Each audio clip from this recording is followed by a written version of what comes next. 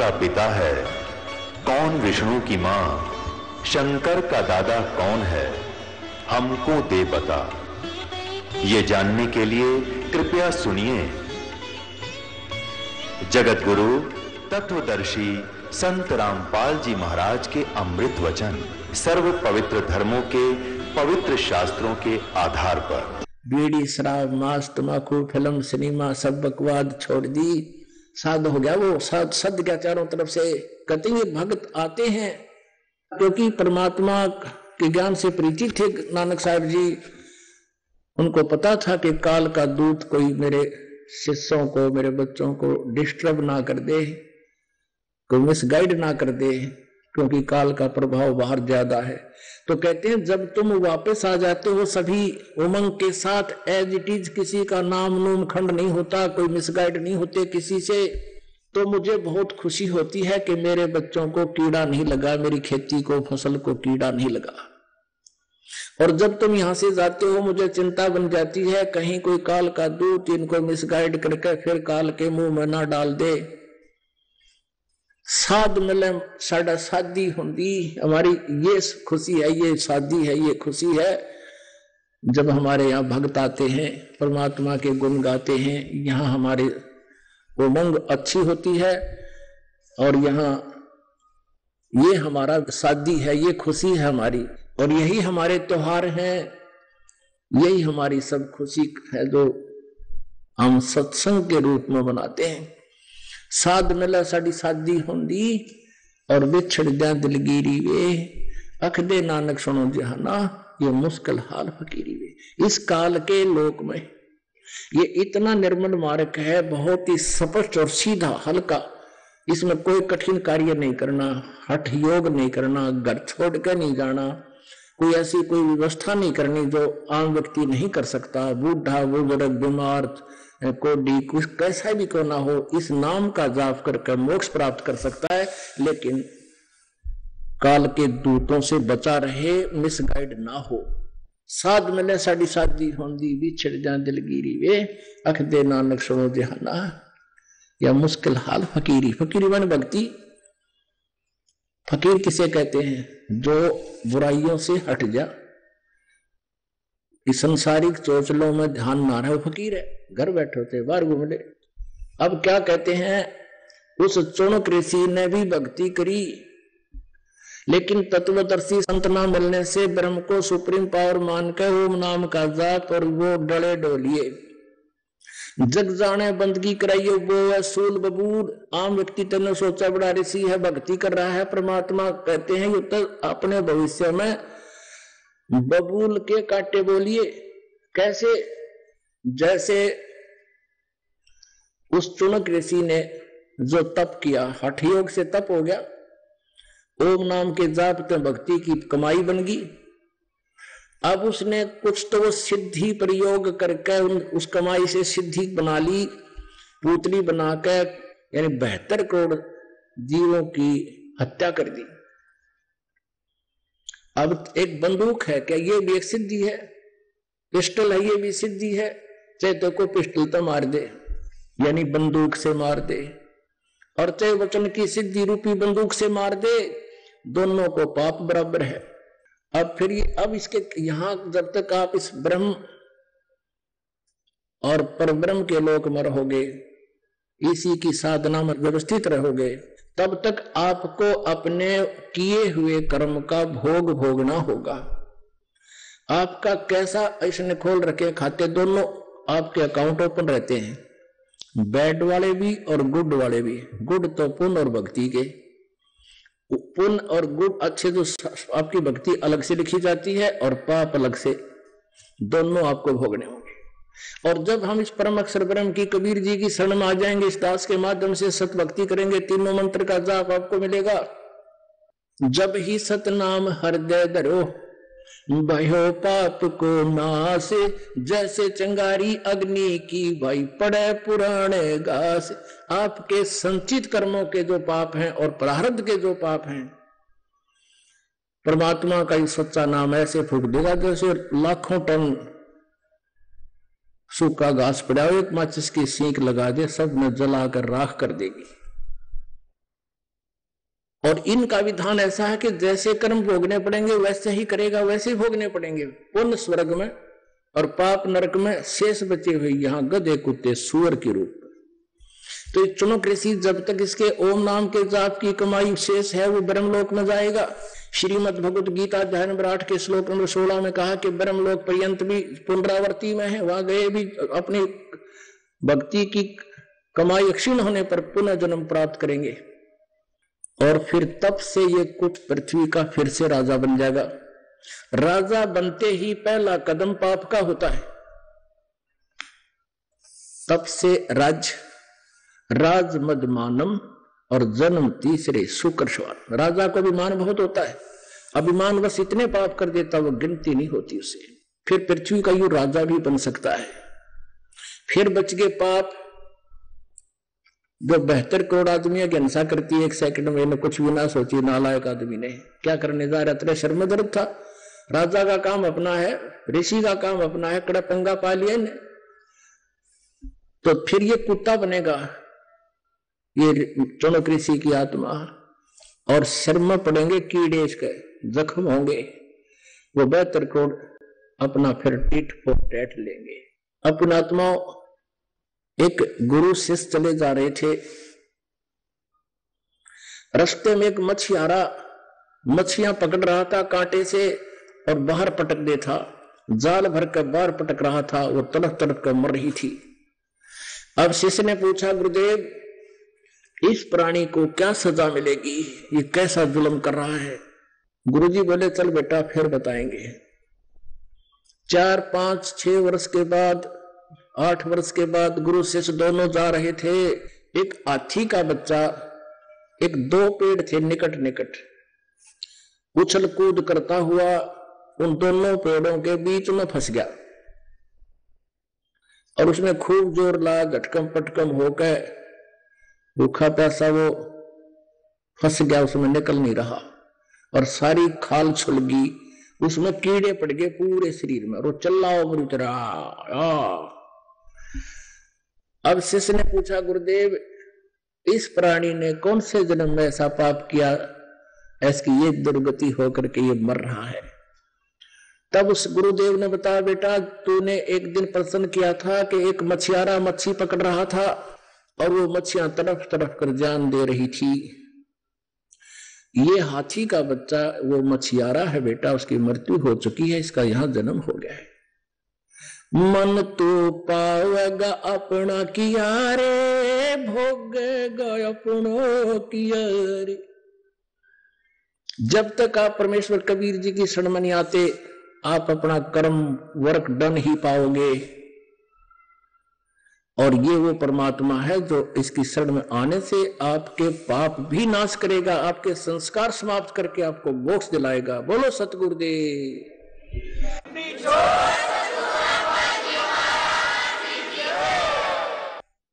परम पिता परमात्मा पूर्ण ब्रह्म,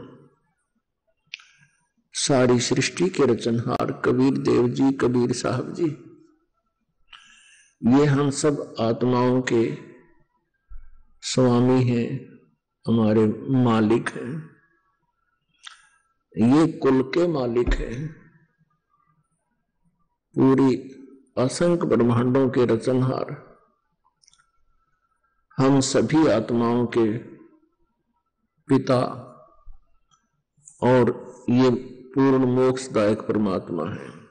परमात्मा का और वास्तविक नाम कबीर साहब है, कबीर देव है, और इसी कबीर देव जी के उपमात्मक नाम है परम अक्षर ब्रह्म, सतपुरुष,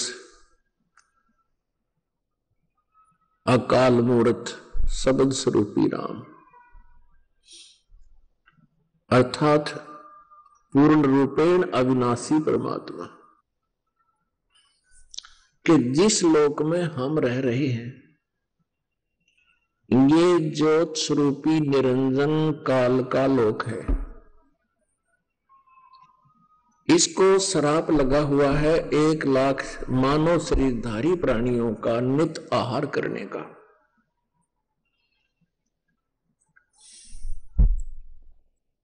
और उसी उद्देश्य पूर्ति के लिए इसने अपने तीनों पुत्रों को एक एक गुण युक्त कर रखा है। श्री ब्रह्मा जी रजोगुण युक्त, श्री विष्णु जी सतोगुण युक्त और श्री शिव जी तमोगुण युक्त। इसने उत्पन्न किए हैं अपनी पत्नी दुर्गा के गर्भ से, और इसी कारण से रजोगुण के प्रभाव से सभी प्राणी संतानों उत्पत्ति करते हैं, यहाँ के ठाठ बाट की इच्छाएं करते हैं, और सतोगुण के प्रभाव से सभी एक दूसरे से चिपके हुए हैं। और तमोगुण जो है ये शिव जी को है हमारा संहार करता है और अपने पिता के पास भेज देता है। तो पुण्यात्माओं, यहां जन्म और मृत्यु कंपलसरी है, यहां का अटल विधान है, और इसी जन्म मृत्यु के विधान का समर्थन इन अन्य ऋषि महर्षियों ने भी फाइनल कर दिया। लेकिन परम अक्षर ब्रह्म परमेश्वर पूर्ण परमात्मा ने अपने तत्व ज्ञान में बताया है कि जो हमारी शरण में आ जाता है, सत भक्ति करता है, आजीवन मर्यादा में रहता है, उसकी जन्म और मृत्यु सदा के लिए समाप्त हो जाती है और वो प्राणी वहां चला जाता है जहां जाने के बाद फिर कभी लौटकर संसार में नहीं आते। हमारे सभी सदग्रंथ जो है वो प्रमाणित करते हैं कि एक ऐसा स्थान है और एक ऐसा भगवान है जिसकी शरण में जाने से और उसकी भक्ति करने से, तत्वदर्शी संत के माध्यम से ज्ञान प्राप्ति करके, उपदेश लेकर के साधक वहां चला जाता है जहां जाकर फिर लौटकर कभी संसार में नहीं आते। श्रीमद् भगवत गीता अध्याय 15 के 1 से लेकर 4 में यह स्पष्ट किया है कि ऊपर को जड़ वाला, नीचे को तीनों गुण रूपी शाखा वाला, ये उल्टा लटका हुआ संसार रूपी वृक्ष है और तीनों गुण रजगुण ब्रह्मा, सतगुण विष्णु, तमगुण शिव जी रूपी इसकी शाखाएं हैं। गीता ज्ञान दाता ने केवल इतना ही संकेत दिया है, खुद कहता है चौथे अध्याय के 34वें श्लोक में कि मैं उस तत्व ज्ञान से परिचित नहीं हूं, उसकी जानकारी तो तत्वदर्शी संत बताएंगे। तत्व ज्ञान कौन सा है? गीता के अध्याय नंबर 4 के श्लोक 32 में कहा है कि वो सच्चिदानंद घन ब्रह्म की वाणी में, ब्रह्म ने मुखे, सच्चिदानंद घन ब्रह्म अर्थात परम अक्षर ब्रह्म की वाणी में जो उस परमेश्वर ने स्वयं ही आकर अपने मुख कमल से उच्चारित की हुई होती है, उसको कबीर वाणी बोलते हैं। उस कबीर वाणी में अर्थात वो तत्व ज्ञान कहलाता है। उस तत्व ज्ञान के अंदर बहुत विस्तार के साथ आध्यात्मिक यज्ञों की जानकारी, यज्ञ माने अनुष्ठानों की जानकारी विस्तार से कही गई होती है। चौथे अध्याय के 34वें श्लोक में कहा कि उस तत्व ज्ञान को तू तत्वदर्शी संतों से समझ, उनको दंडवत प्रणाम करने से, कपट छोड़कर विनम्र भाव से प्रसन्न करने से वो तत्वदर्शी संत तुझे परमात्म तत्व का ज्ञान कराएंगे। परमात्म तत्व कौन सा है? इस गीता ज्ञान दाता से अन्य है वो परमेश्वर, परम अक्षर ब्रह्म। तो गीता जी अध्याय नंबर 15 के श्लोक नंबर 1 से 4 में कहा है कि उस तत्वदर्शी संत की प्राप्ति के उपरांत तत्व ज्ञान रूपी शस्त्र के द्वारा इस उलझे हुए अज्ञान को काटकर उसके पश्चात परमेश्वर के उस परम पद की खोज करनी चाहिए, जहां जाने के बाद साधक फिर कभी लौटकर संसार में नहीं आते, उनका पूर्ण मोक्ष हो जाता है। और गीता ज्ञान दाता कहता है उस परमेश्वर ने ही सर्व ब्रह्मांडों की रचना की है, अर्थात जिस परमेश्वर से संसार रूपी वृक्ष की प्रवृत्ति विस्तार को प्राप्त हुई है और गीता ज्ञानदाता कहता है मैं उसी की शरण हूं। इस धारणा से उस परमेश्वर की ही भक्ति करनी चाहिए और नहीं, अपने को भी यहां रिजेक्ट कर रहा है कि केवल उसी की भक्ति करनी चाहिए। पुण्यात्माओं, आपका सौभाग्य है, आप जी का जन्म ऐसे समय में है जिस समय परमात्मा ने ये पिटारा खोल दिया तत्व ज्ञान का। धन्य भाग है आपका और आपके बच्चों का, आपके माता पिता का। अब समय है पूरे परिवार को परमेश्वर की शरण में आ जाने का, और इसकी शरण में आप यहां भी सुखी रहोगे जब तक आपका संस्कार है। और यदि किसी की आयु भी कम हो तो भी ये परमात्मा उस प्यारी आत्मा की उम्र भी बढ़ा देता है। ये केवल इसी परमेश्वर के विधान के अंदर है, कबीर परमेश्वर के विधान में।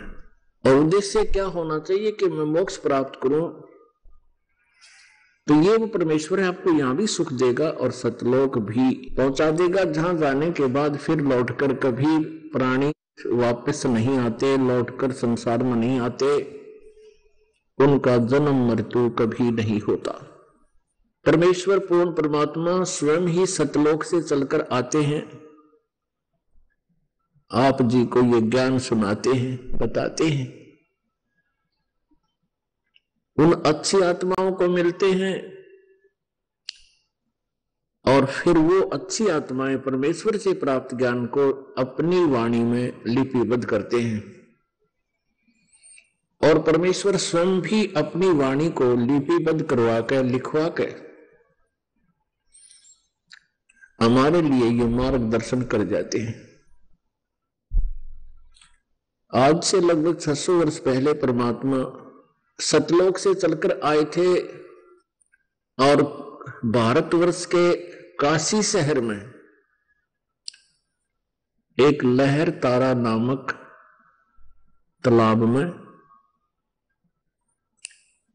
कमल के फूल के ऊपर शिशु रूप धारण करके, एक छोटे से नवजात बालक का रूप धारण करके वो कमल के फूल पर विराजमान हुए थे।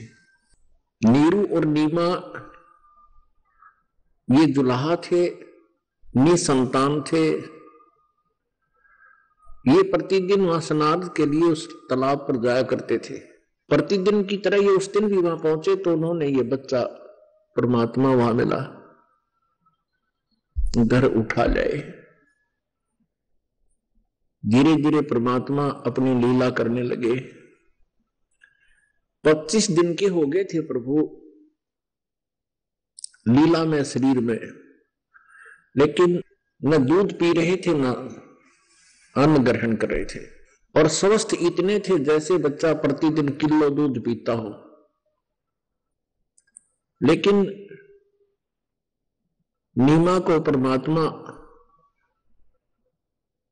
अपनी स्वेच्छा से मिले थे और निसंतान थी नीमा, उसको बच्चा प्राप्त हुआ। उसके बाद उस बालक में एक विशेष मोह बन गया। पुण्यात्मा तो परमात्मा थे, वैसे भी कोई बालक अपने पास रहे तो भी उसमें ममता बन ही जाती है। इतना उसके अंदर लगाव बन गया। नीमा ने अपने मन में ठान ली कि हे भगवान, या तो ये संतान देनी नहीं थी आपने, और अब देकर वापस ले रहे हो, क्योंकि नीरू और नीमा उसी जन्म में ये पहले ब्राह्मण और ब्राह्मणी थे और मुसलमानों ने इनको जबरदस्ती मुसलमान बना दिया था। पहले ये भगवान शिव के पुजारी थे और शिव पुराण से कथा सुना करके अपना रोजी रोटी चला रहे थे बहुत नेक आत्मा। पहले भी इनका जो ब्राह्मण थे, ब्राह्मण का कार्य करते थे, तभी इनका स्वभाव था कि जो भी पूजा से पैसा आता था अपने खर्चे जोगा रख के बाकी का सब भंडारा कर देते थे, कोई संग्रह नहीं करते थे। अब उस मुसलमान बनने के बाद वो कथा नहीं कर सकते थे शिव पुराण की, तो उन्होंने समस्या आ गई रोजगार की। उन्होंने फिर अपने एक खड्डी बना ली कपड़ा बुनने की। उसमें कोई लागत नहीं होती, 4 लठ गाड़ने होते हैं, खुट्टे से गाड़े रखा, काम चालू, फैक्ट्री बन गई। अब वो जुलाहे का कार्य करते थे, जिस कारण से जुलाहा रूप से प्रसिद्ध हो गए। अब नीमा मान रही थी कि भगवान शिव ने मुझे बालक दे दिया कमल के फूल पर, और वो भगवान शिव से प्रार्थना कर रही है, रो रही है कि हे भगवान शंकर, या तो आपने ये संतान देनी ही नहीं थी, हे प्रभु अब दे कर ले रहे हो, अब मैं जीऊंगी नहीं इस बालक के बिना, क्योंकि 25 दिन हो गए इसने कुछ खाया नहीं। अब बच्चा 2 दिन ना खाओ तो बहुत बात बिगड़ जाती है, चिंतित हो जाते हैं माता पिता। तो उसने हृदय से फाइनल फैसला कर लिया, जब ये बालक मर गया तो साथ मरूंगी। अब कहते हैं करे करावा स्वाइया मुनमोल और उठा, दादू सिरधर जीव के वो आप बगल हो जा। परमेश्वर ने भगवान शंकर को शिवलोक में प्रेरित किया और उनकी पुकार उसको सुनाई दी। वहां से एक साधु रूप बनाकर भगवान शंकर नीमा के पास पहुंच गए और पूछा, माई क्यों रो रही है, क्या आपत्ति है आपको, क्या विपत्ति है आपकी? नीमा रो रही है, साधु की तरफ देख भी रही है और इतनी बुरी तरह रो रही है, बोलना चाहकर भी बोल नहीं पा रही है। धीरे धीरे हिम्मत सी करके कहा कि महात्मा जी, आप मेरी दर्द भरी कहानी ना सुनो, आप भी रोओगे। भगवान शिव ने कहा, माई कहते हैं अपना दुख किसी को बता दे हल्का हो जाता है,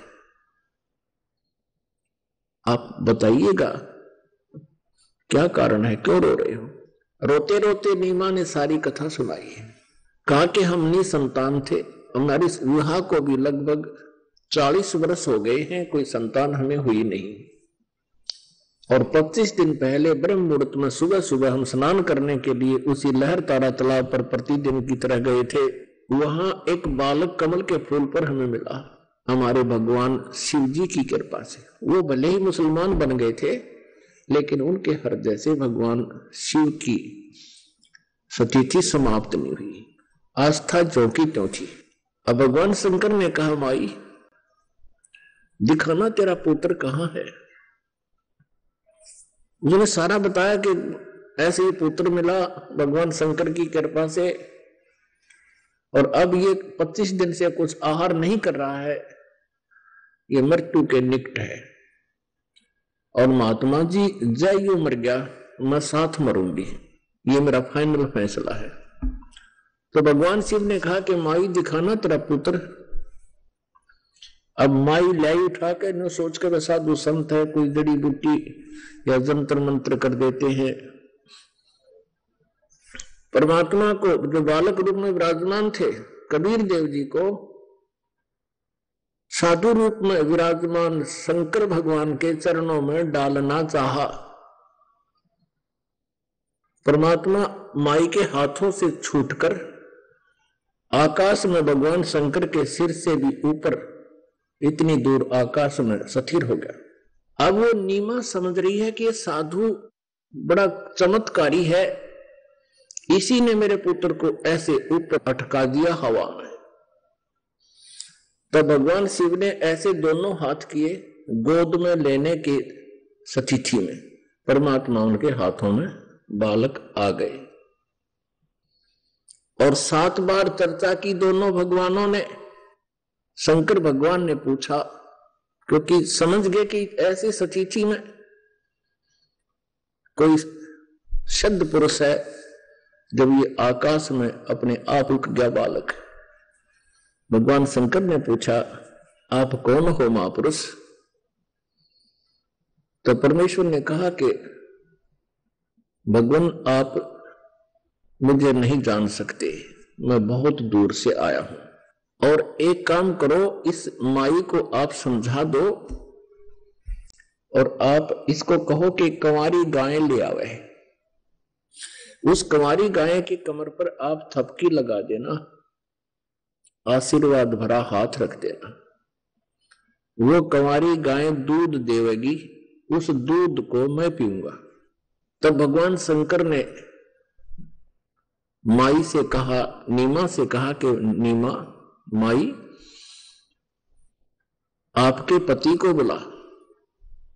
वो आ गया, अखा जी उसे सारी बात बताएगी कि कंवारी गाय ला और कुम्हार से एक स्वच्छ पात्र लाना, 5-4 किलो का मटका घड़ा।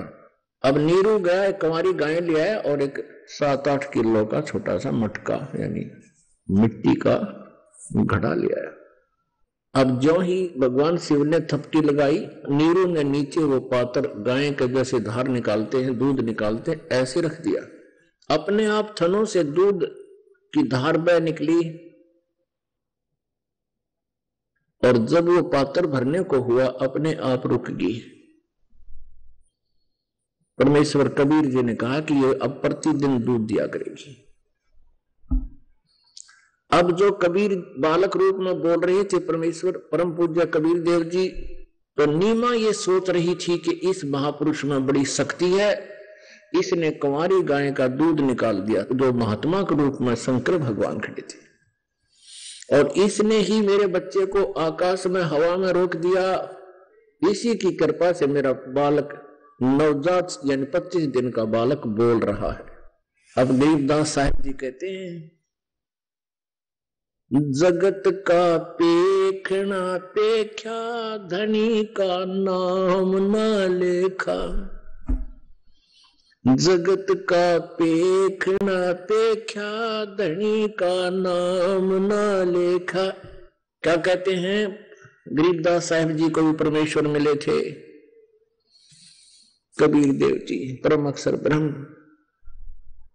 परमेश्वर की समर्थता से परिचित होने के बाद उन्होंने देखा कि जो भी कार्य किसी भी संत महापुरुष ऋषि के ऊपर जो आपत्ति आई, उसका कार्य परमात्मा कबीर जी ने ही हल्का किया, उसकी आपत्ति का, उसकी विपत्ति का निवारण किया। और उस परमात्मा को ना पहचान कर हम इन भगवानों को क्रेडिट देते रहे कि श्री कृष्ण ने ऐसा कर दिया, श्री राम ने ऐसा कर दिया, विष्णु जी ने ऐसा कर दिया, भगवान शिव जी ने ऐसा कर दिया। तो यहां कह रहे हैं, जगत का पेखना पेख्या, धनी का नाम ना लेखा। शंकर भगवान जो महात्मा खड़े थे, तो नीमा ने यही सोचा कि इस महात्मा में अजब करामात है और इसने मेरे बालक को बुलवा भी दिया, कंवारी गाय का दूध निकाल दिया, उसके चरणों में पड़ गई शंकर भगवान के। परमेश्वर ने दूध पिया, शंकर भगवान चले गए। अपने आत्माओं, आप जी जिस भी इष्ट की पूजा करते थे, विशेषकर हिंदू समाज के अंदर कोई ना कोई इष्ट अपना था। कोई भगवान विष्णु को इष्ट रूप में, कोई शंकर भगवान को इष्ट रूप में, या कोई विष्णु या श्री कृष्ण जी को या श्री राम जी को इष्ट रूप में अवश्य मानते थे। और फिर ये भी कहते थे कि जो भी क्रेडिट हमें मिलता था, हम यही कहा करते थे कि भगवान विष्णु ने हमारे ऊपर ऐसी कृपा कर दी, भगवान श्री कृष्ण जी ने ऐसी रजा बख्श दी। जैसे बच्चे विद्या ग्रहण करते थे, सफल हो जाते, तो कहा करते थे जो भी जिसको पूछते थे, जैसे हम तो बाबा श्याम जी को भी इष्ट मान रहे थे बिना ज्ञान के, हनुमान जी को भी इष्ट मान रहे थे, हमारे तो इष्टों की चाहे गाड़ी भर ले इतने थे। तो हम ये कहा करते थे, हमारे भगवान विष्णु का भी नाम लेते, साथ में बाबा श्याम जी को भी क्रेडिट, बजरंगबली की जय हो, उन्होंने कर दिया। हमारा कोई स्टेटस नहीं था, क्योंकि बगैर ज्ञान के कोई स्थिरता होती ही नहीं। तो इसी कारण से नीमा ये समझ रही है, इस महात्मा ने अजब करामात कर दी और मेरे बालक के लिए दूध बख्श दिया गाय में, और वो भी कंवारी में। अब पुण्यात्माओं, लाल की कीमत, लाल की परख जौहरी करता है, जन साधारण नहीं कर सकता। तो किन किन जौहरियों ने उस लाल को परख्या? आदरणीय धर्मदास साहब जी ने, आदरणीय मुल्कदास साहब जी ने, आदरणीय दादू साहब जी ने, आदरणीय नानक साहब जी ने, आदरणीय गरीबदास साहब जी गांव छुड़ानी जिला जज्जर हरियाणा वाले ने, आदरणीय घीसा साहब जी, घीसा दास साहब जी गांव खेखड़ा मेरठ उत्तर प्रदेश वाले ने। और इससे पहले भी परमात्मा बहुत बार मिले हैं। अब्राहिम सुल्तान अधम को मिले और श्री नामदेव जी संत को मिले। तो ऐसे उस परमेश्वर की जो महिमा इन महापुरुषों ने आंखों देखा, उस लाल को पहचाना और गुणगान किए। पुण्यात्मा, हम जिसको भी इष्ट मानकर पूजा करते थे, तो हम उनको कहां से हमने इष्ट चुना, हमने उस परमेश्वर की महिमा कहां देखी? जैसे शिव पुराण के अंदर शिव जी की महिमा, विष्णु पुराण के अंदर विष्णु जी की महिमा, और दुर्गा पुराण के अंदर देवी जी की महिमा। अब जितने भी हमारे जो गुरु लोग थे वो हमें यही बताया करते थे कि विष्णु पुराण में ये लिखा है कि विष्णु ही सर्वेश्वर है, यही तीन रूप धारण करके उत्पत्ति, स्थिति और संहार करता है, अजरो अमर है, इनकी जन्म मृत्यु नहीं होती, विष्णु जी से ऊपर कोई देव नहीं है, इससे बड़ा कोई भगवान नहीं। साथ में ये भी कहते थे कि वही प्रभु विष्णु जी ही श्री राम रूप में राजा दशरथ के घर जन्मे, वही विष्णु जी देवकी जी के गर्भ से जन्म लेकर श्री कृष्ण रूप में प्रकट हुए। हम ये भी कहते थे। पुण्यात्माओं, किसी भी महापुरुष की जो जानकारी है हमारे सदग्रंथों में है, उससे बाहर कोई बोलता है तो वो अपना लोक वेद सुना रहा है। तो पूर्ण परमात्मा कबीर देव जी की महिमा जो है, ये चारों वेद बता रहे हैं और आंखों देखा वो संत भेद बता रहे हैं जिनको परमात्मा मिले। अब चारों वेदों को हम ऑथेंटिक यानी बहुत ही प्रमाणित सदग्रंथ मानते हैं। इसके समांतर हम श्रीमद् भगवत गीता को भी बहुत ही आदर की दृष्टि से देखते हैं और एक प्रमाणित ग्रंथ मानकर श्रोधार्य हम किए हुए हैं। इनके समांतर हम पवित्र पुराणों को भी ठीक मानते रहे। तो पुण्यात्माओं, हमने सबसे पहले परमात्मा को पहचानना है और परमात्मा के गुण, परमात्मा की महिमा वेदों में लिखी हुई है।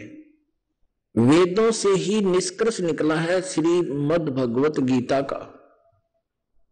चारों वेदों का सारांश है। चारों वेद गॉड गिवन है। हमने अपने सदग्रंथों के अंदर भिन्नता देखनी पड़ेगी। सदग्रंथों में कितना अंतर है जिनको हम सदग्रंथ मानते थे। ये चारों वेद, 5 वेद हैं, वैसे एक सूक्ष्म वेद भी है। इन 5 वेदों को पूर्ण परमात्मा परम अक्षर ब्रह्म कबीर देव जी ने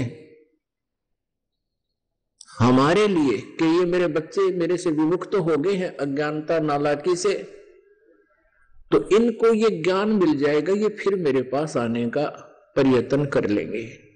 पूर्ण परमात्मा ने इस ज्योत निरंजन क्षर पुरुष जो ब्रह्मा विष्णु महेश का पिता है, इसके हृदय में अंतःकरण में ये 5 वेद फीड कर दिए जैसे एक मोबाइल से दूसरे मोबाइल में फिल्म की फिल्म ट्रांसफर हो जाती है, ऐसे परमात्मा ने अपने अंतःकरण से वहां तो है ही है मालिक का गॉड, परमेश्वर है, उनका ज्ञान बनाया हुआ है। उन्होंने इस ज्योत निरंजन के अंतःकरण रूपी इस कंप्यूटर में फीड कर दिए और उसको अपनी लीला से, उसको शक्ति से उसका ऐसा विधान बना दिया कि इतने समय उपरांत अपने आप वो चारों पांचों वेद ज्योत निरंजन के शरीर से बाहर आएंगे श्वासों के माध्यम से। ऐसा ही हो गया। पुण्यात्माओं, आज से 600 वर्ष पहले ये कथा अगर सुनाई जाती कि परमात्मा ने सतलोक से फैक्स कर दिया इस तत्व ज्ञान काल ज्योत निरंजन ब्रह्म के अंतःकरण में, तो आशी करें वो लोग झूठ बोले। हरि बाप के समक्ष है, ईमेल कहां से कहां और कैसे आ जाती है, पूरी की पूरी कथा आ जाती है, ग्रंथ के ग्रंथ आ जाते हैं। ये तो एक मैन मेड साइंस है और वो आध्यात्मिक साइंस गॉड मेड है, गॉड गिवन है, तो उसका तो कोई ठिकाना ही नहीं। ऐसा ही हुआ, चारों पांचों वेद बाहर आगे आप देखते हो, एक चिप होती है चिप, और उसमें तो फिर कंप्यूटर में निकालने लग गया तो न्यूरल मैटर निकला, कोई मतलब पोथी बन गया। तो ऐसा ही समझो, परमेश्वर ने इसलिए दिया है सारा ज्ञान, ये जो इंटरनेट वगैरह परमात्मा ने ये साइंस दी है, ताकि इस साइंस के आधार से परमात्मा की साइंस को जो हम रिजेक्ट करने जा रहे थे फिर स्वीकार्य हो जाएगी। पांचों वेद दिए थे परमात्मा ने, जब ज्योत निरंजन ने उनको पढ़ा, पांचवा वेद जो सूक्ष्म वेद था उसमें सारा विवरण था उस परम अक्षर ब्रह्म को पाने का, यहां से पीछा छुटवाने का। इस काल को चिंता होगी, ब्रह्म को चिंता होगी कि इनको पता लग गई यहाँ के प्राणियों को कि तुम ऐसे स्थान पर रहा करते थे जहां कभी जन्म मृत्यु नहीं होती, वहां कोई कष्ट नहीं होता और वहां सदा बाहर सब फल फ्रूट है और अजर अमर शरीर है। तो ये सभी भाग जाएंगे यहां से।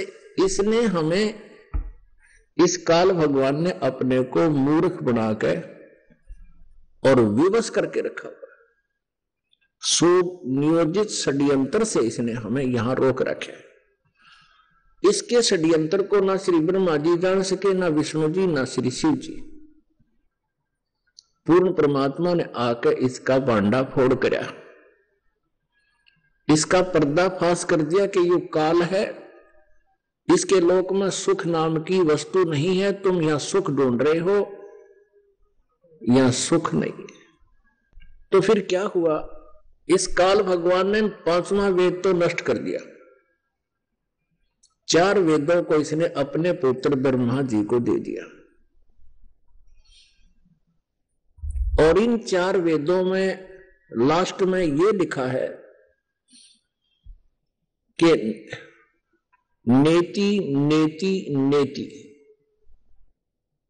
न इति न इति न इति, न इति माने इतना ही नहीं है। परमात्मा की जानकारी जो हम लिख रहे हैं, हम बता रहे हैं, जो हमारे में लिखा है, ये इतनी ही नहीं है, ये तो अपार है। उस कंप्लीट स्पिरिचुअल नॉलेज को जानने के लिए, पूर्ण रूप से अध्यात्म ज्ञान को समझने के लिए तत्वदर्शी संतों के लिए ऑप्शन छोड़ दिया। यजुर्वेद अध्याय नंबर 40 के मंत्र 10 से लेकर 13 में स्पष्ट किया है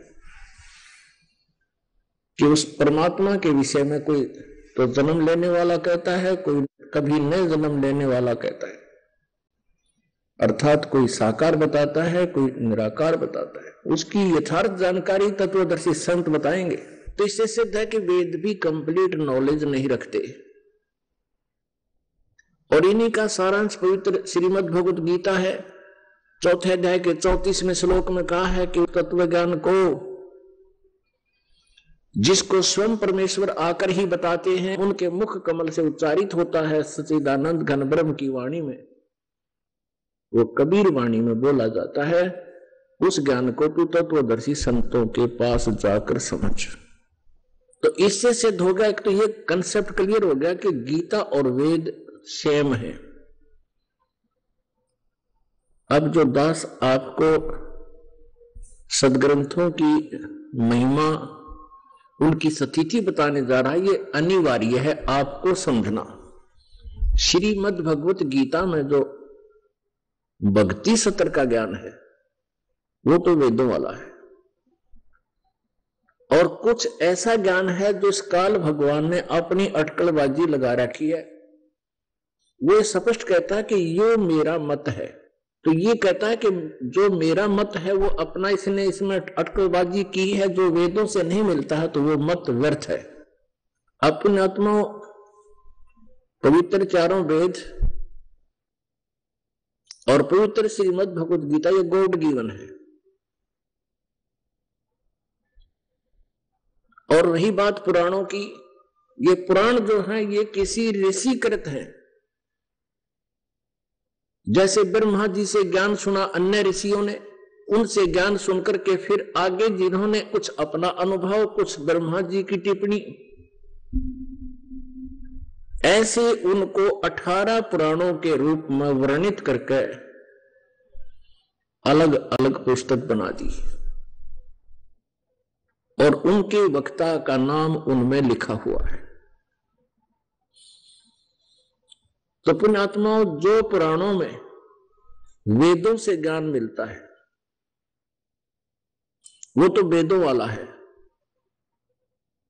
उसके विपरीत जो ज्ञान उसमें दिया है वो उस ऋषि का अपना मत, अपना अनुभव है, जो वेदों और गीता जी से नहीं मिलता है। अब चारों वेदों में ये लिखा है, जैसे ऋग्वेद मंडल नंबर 9 सूक्त नंबर 1 मंत्र नंबर 8 और 9 में ये स्पष्ट किया है कि परमात्मा एक अच्छे रूप को धारण करता है, शरीर को, सुंदर शरीर को। और परमात्मा सह शरीर तो है ही, लेकिन 3 प्रकार के शरीर धारण करते हैं। एक तो सतलोक में रहते हैं परमात्मा, जिनके पूर्ण परमेश्वर सतपुरुष, जिनके एक रोमकूप में करोड़ सूर्य, करोड़ चंद्रमा मिला दे तो भी एक रोमकूप की रोशनी करोड़ सूर्य और करोड़ चंद्रमा की रोशनी से अधिक है। इतना नूर है परमात्मा।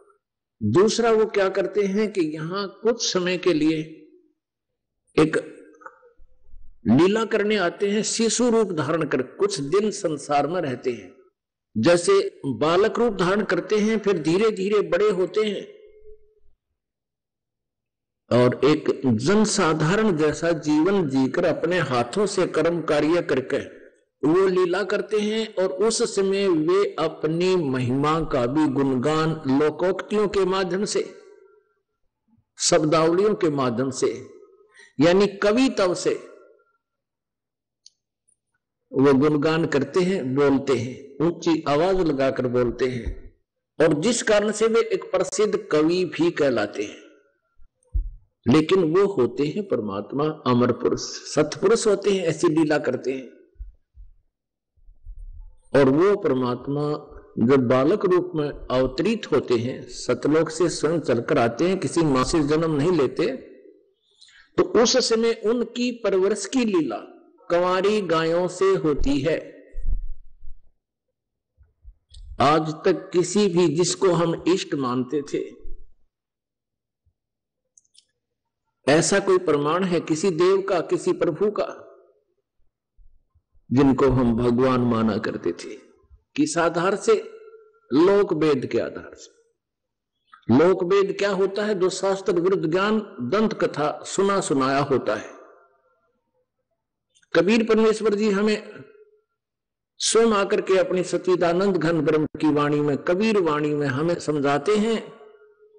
वो आप ही परमेश्वर हैं, आप ही वो दास बनते हैं, आप ही वो शिष्य बनते हैं, आप ही वो तत्वदर्शी संत बनते हैं, आप ही वो जगत गुरु होते हैं।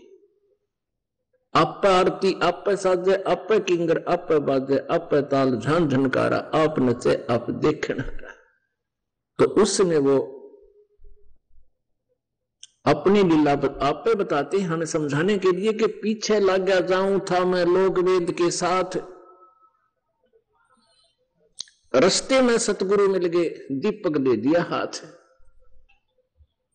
लोक वेद सुना सुना ज्ञान जो शास्त्र विरुद्ध था वो हमें समझा रहे हैं कि हम ऐसा कर रहे हो तुम। जैसे ये दास पहले पवित्र हिंदू धर्म में जन्म होने के कारण लोक वेद के आधार से श्री विष्णु जी, श्री कृष्ण जी, श्री रामचंद्र जी और श्री शंकर भगवान जी बहुत दृढ़ता से आश्रित थे और हनुमान जी को भी विशेष आदरणीय और पूज्य मानते थे। फिर एक घरेलू देवता बाबा शंकर जी वो भी पूज्य। तो ये लोक वेद था जिन पूजाओं को हम करते थे, शास्त्र विधि त्याग का वो मनमाना आचरण था। श्रीमद् भगवत गीता अध्याय नंबर 16 के श्लोक 23 में कहा कि अर्जुन शास्त्र विधि को त्याग कर जो मनमाना आचरण करते हैं यानी मनमानी पूजाएं करते हैं जो सदग्रंथों में प्रमाणित नहीं है, उनकी न तो गति होती है ना उनको कोई सिद्धि प्राप्त होती है और न ही उनको कोई सुख होता है, अर्थात उनकी सब क्रियाएं यूजलेस। फिर तुरंत कहा 24वें श्लोक में इससे तेरे लिए अर्जुन कर्तव्य और अकर्तव्य की व्यवस्था में सदग्रंथ ही प्रमाण है। अर्थात कौन सी साधना करनी चाहिए और कौन सी त्याग देनी चाहिए उसके लिए सदग्रंथों को ही प्रमाणित मानना, किसी के लोक वेद पर दंत कथा पर विश्वास मत करना। तो पुण्यात्माओं हमारे जो सदग्रंथों में लिखा वो यथार्थ ज्ञान है, इसके विपरीत जो हम मान रहे थे वो लोक वेद है। अब आपको अपने सदग्रंथों से रूबरू कराते हैं कि हमारे पवित्र वेद क्या बताते हैं परमेश्वर की महिमा, परमात्मा की सतीची किस प्रकार वर्णित करते हैं। देखिएगा ऋग्वेद मंडल नंबर 9, ये 9-10 इकट्ठा ही जल्द किया हुआ है, 9-10 मंडल। और ये कहां से प्रकाशित है? प्रकाशक सार्वदेशिक आर्य प्रतिनिधि सभा, महर्षि दान भवन, रामलीला मैदान, नई दिल्ली।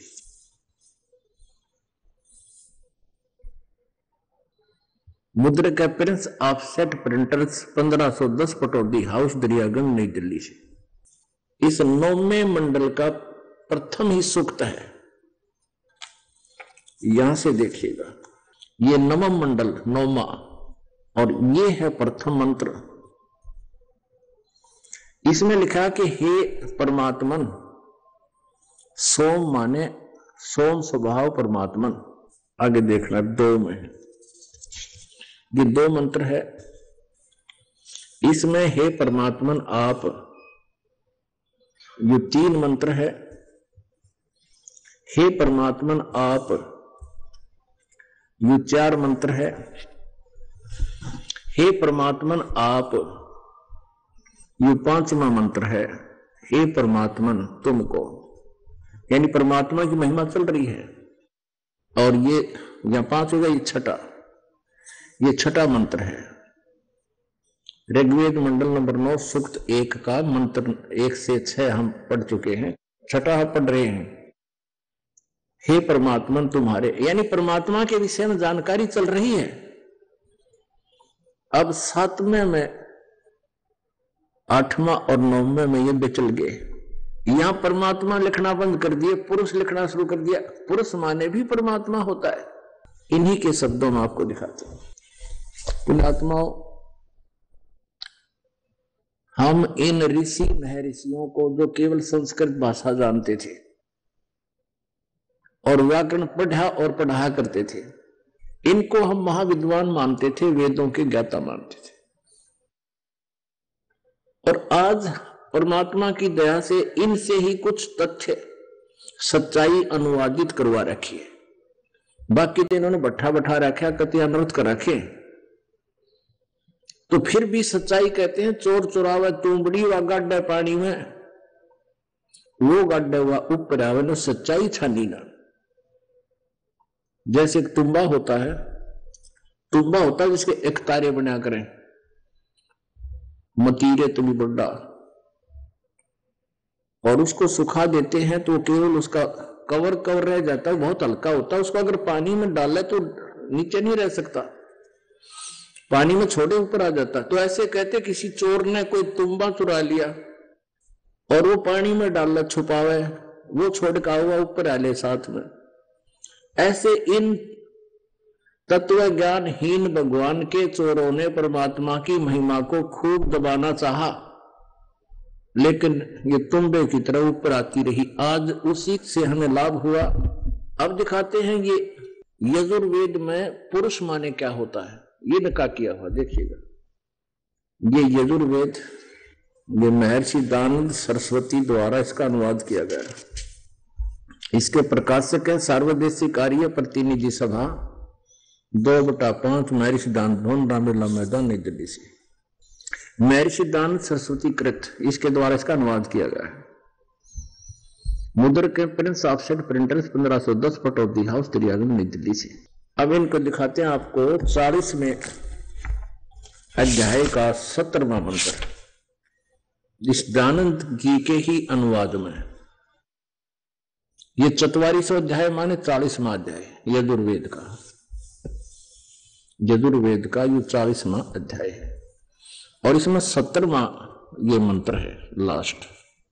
इसमें लिखा है, ये पुरुष शब्द है, पुरुष है, इसका अर्थ इन्होंने कहा पूर्ण परमात्मा।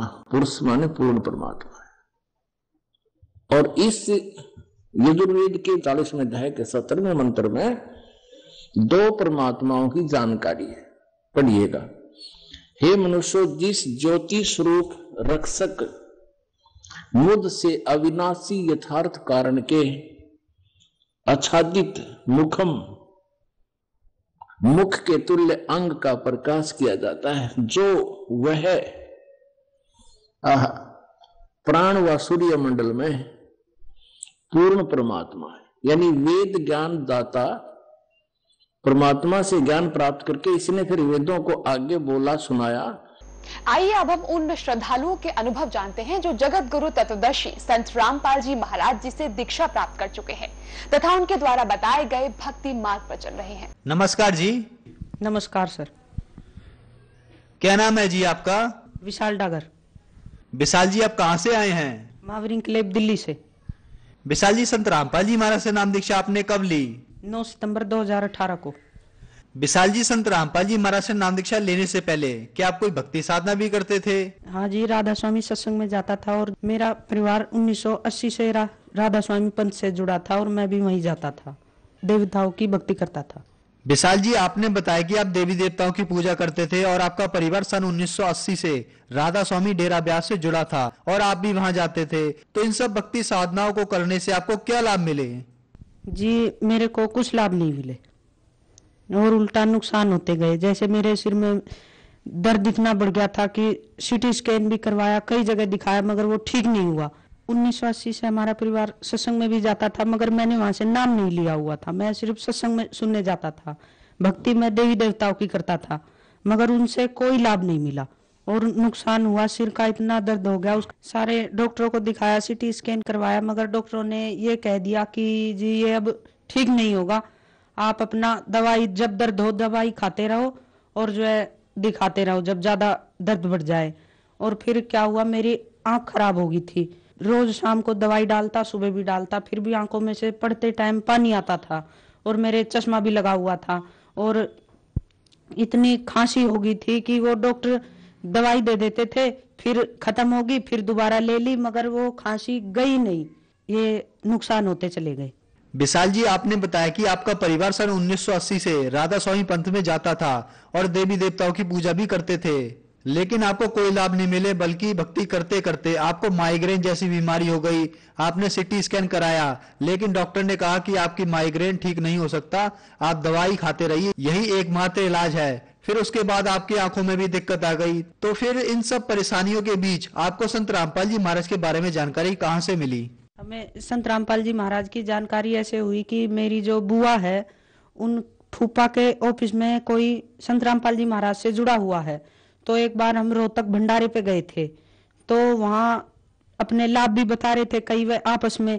तो वहाँ मुझे लगा कि यहाँ से ठीक हो सकता है। तो जब मैं घर आया तो हमारी मौसी है, उनके पड़ोस में एक श्यामलाल दास जी रहते हैं, भगत जी, तो वो संत रामपाल जी महाराज के यहाँ जाते थे। तो मैंने उनसे कहा कि मौसी इनसे पूछो कि ये मेरे को ले जाएंगे। तो उन्होंने कहा, उन्होंने पूछ लिया उनसे। तो फिर अगले दिन वो मेरे को वहां ले गए। तो मेरे को वहां जाने से उसी टाइम खांसी में आराम हुआ और फिर अगले एतवार जाके नाम दीक्षा ले ली। विशाल जी, आपने बताया कि आप संत रामपाल जी महाराज के शिष्यों से मिले और उन्होंने अपने अपने लाभ बताए, तो आपको भी उम्मीद जगी कि आप भी संत रामपाल जी महाराज से नाम दीक्षा लेकर ठीक हो सकते हैं। फिर आपने भी संत रामपाल जी महाराज से नाम दीक्षा ली। तो क्या संत रामपाल जी महाराज से नाम दीक्षा लेने के बाद जो आपको इतनी सी छोटी उम्र में बीमारियां हो गई थी, क्या वह ठीक हुई? जी, मेरी वहां जाने से एक माइग्रेन की प्रॉब्लम थी, वो वहां से ठीक हो गई, जो कि किसी डॉक्टर के यहाँ जाने से ठीक नहीं हुई थी। डॉक्टरों ने भी कह दिया था कि ऐसे ही दवाई खाते रहो, जब दर्द ज्यादा हो जाए हॉस्पिटल में आ जाओ। मगर वो संत रामपाल जी महाराज के यहाँ जाने से ठीक हो गई। मेरे को खांसी जैसी एलर्जी रहती थी, जो कि मेरे को हर समय रहती थी दवाई खाते हुए भी, तो वो संत रामपाल जी महाराज के यहाँ आने से मेरी ठीक हो गई। और जैसे कि पढ़ते हैं, पढ़ाई में भी जब दिक्कत आने लगी, जब आंखों में से पानी आ जाता था अक्सर देखते ही, और फिर मेरे चश्मा चढ़ गया था। तो चश्मा जब संत रामपाल जी महाराज के यहाँ आए तो 15 दिनों में मेरा चश्मा भी उतर गया। और ये लाभ हमें संत रामपाल जी महाराज के यहाँ आने से हुए। और जी, पढ़ाई में दिक्कत आती थी, अब पढ़ाई ऐसे याद हो जाता है कि 1 घंटा पढूं, जो कि मैं 5 घंटे स्कूल में भी पढूं और 2-3 घंटे 2 ट्यूशन लगवा रखे थे, उनमें भी पढूं, जो कि मेरे को कुछ याद नहीं रहता था। वो अब संत रामपाल जी महाराज के यहाँ आने से मेरे को सब लाभ हो गए। ये पढ़ाई में जो दिक्कत आती थी, याद नहीं रहता था, वो मेरे को अब यहाँ आने से वो भी याद रहता है और पेपर भी ठीक हो जाते हैं। विशाल जी, आपने बताया कि संत रामपाल जी महाराज से नाम दीक्षा लेने के बाद आपकी माइग्रेन की बीमारी ठीक हो गई, आपको जो खांसी की एलर्जी थी वो भी ठीक हुई, और आपकी आंखों में जो दिक्कत थी वो भी संत रामपाल जी महाराज की कृपा से ठीक हुई, और भी बहुत सारे लाभ हुए। तो जो समाज आज आपको देख रहा है, आप उनको क्या संदेश देना चाहेंगे? जी, मैं भगत समाज को यही संदेश देना चाहता हूँ कि जो भी है, जो भी भक्ति साधना कर रहा है, देवी देवताओं की किसी की भी, जो उनसे लाभ नहीं हो रहे हैं, वो यहाँ संत रामपाल जी महाराज के यहाँ आओ, आपको सब लाभ मिलेंगे। और आपकी जो बीमारी दिक्कत है, जो डॉक्टरों से भी ठीक नहीं हो रही, वो यहाँ ठीक होगी। और नाम दीक्षा लो और अपना कल्याण करवाओ। विशाल जी, संत रामपाल जी महाराज की शरण में कैसे आ सकते हैं? संत रामपाल जी महाराज की शरण में जो टीवी चैनल है, उन पे प्रोग्राम आता है संत रामपाल जी महाराज का, उस पे एक पट्टी चलती है, उस पे नंबर लिखे हुए हैं। अब नाम दीक्षा केंद्र सबके इलाकों में, सबके क्षेत्र में खुले हुए हैं, हर जगह खुले हुए हैं। तो वहां फोन करो, पता करो अपने नजदीकी नामदान सेंटर का, तो वहां आके नामदान लो और अपना कल्याण करवाओ। धन्यवाद जी। सत साहिब।